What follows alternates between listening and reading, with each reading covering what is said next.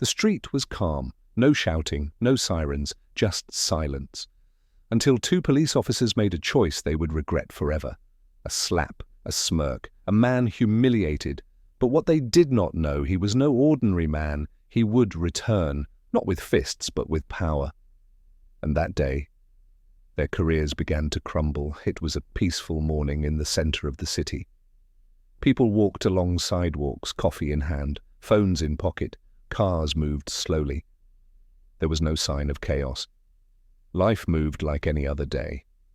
But inside one police vehicle, two officers watched the world through tinted windows. Their names were Officer Grant and Officer Torres. Their faces were known by many, but not with respect. Most knew them as aggressive, loud, controlling. They were feared, not trusted. They did not serve the people, they scared them. And on this day, their next victim stood across the street, unaware of what was coming. He was leaning against a silver car, casual clothes, calm body language, no threats, no disturbance. But to these two officers, he looked like someone easy to target, someone who would not fight back, someone they could humiliate without consequences. They stepped out of the car. One shouted, the other moved closer. They asked no questions. They offered no respect. Within seconds, the man was pushed, then slapped. His head turned, but he did not react. He did not run. He did not yell. He simply looked at them and spoke with no anger, no fear, only calm. You just made the worst mistake of your life. He walked away. Hours passed. The officers returned to the station. They laughed, joked, bragged.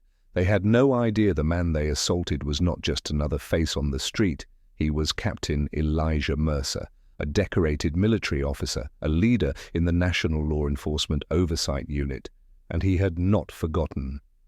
Later that same day, the front doors of the station opened. Every officer looked up. Silence filled the room. In walked the same man, but he was no longer in street clothes. He wore a deep navy uniform, medals polished, boots spotless, eyes firm. He was not alone. Two investigators walked beside him, both from Internal Affairs. No words were needed. His presence was enough. Without raising his voice, without showing anger, he handed over security footage, eyewitness videos, and full documentation of the incident. The two officers were summoned immediately. When they entered the room and saw him again, their faces changed. They stuttered, they panicked, but the evidence was clear. Voices captured on video, the slap caught from 3 angles, witnesses ready to testify. This was not going away. Within hours, the footage was online. The public saw it. Media outlets shared it. Headlines exploded across every screen. Uniformed military officer assaulted by local police. Outrage rose like wildfire. People demanded accountability. But Captain Mercer remained silent. He did not appear on television. He gave no interviews. He simply allowed the law to work. And as investigations deepened, more stories came to light. Others who had been mistreated by the same officers stepped forward. They had been afraid before, but now they had strength, they had proof, and they had a leader standing tall without saying a single word. 6 months later, the trial began. The courtroom was full. Journalists, activists, officials. The two officers now faced multiple charges: assault, misconduct, abuse of power. But this case was bigger than two men. It was about a broken pattern that had been ignored for years. Captain Mercer took the stand. He spoke softly. No hate in his voice.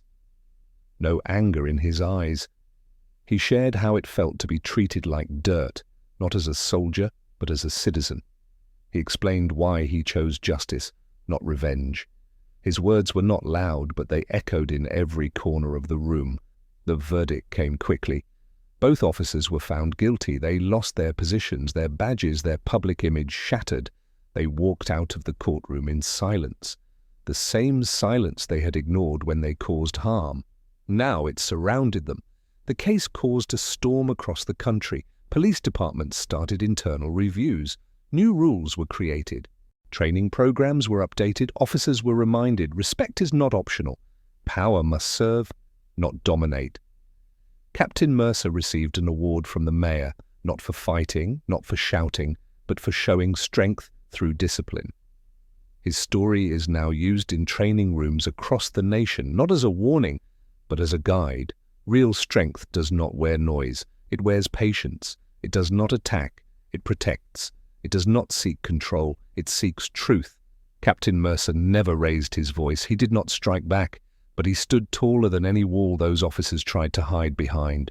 If this story left a mark on your heart, tell us what justice means to you in the comments. Let your voice be part of the change. And if you want to hear more stories that reveal truth, courage, and the quiet power of standing tall, make sure to like, subscribe, and tap the bell.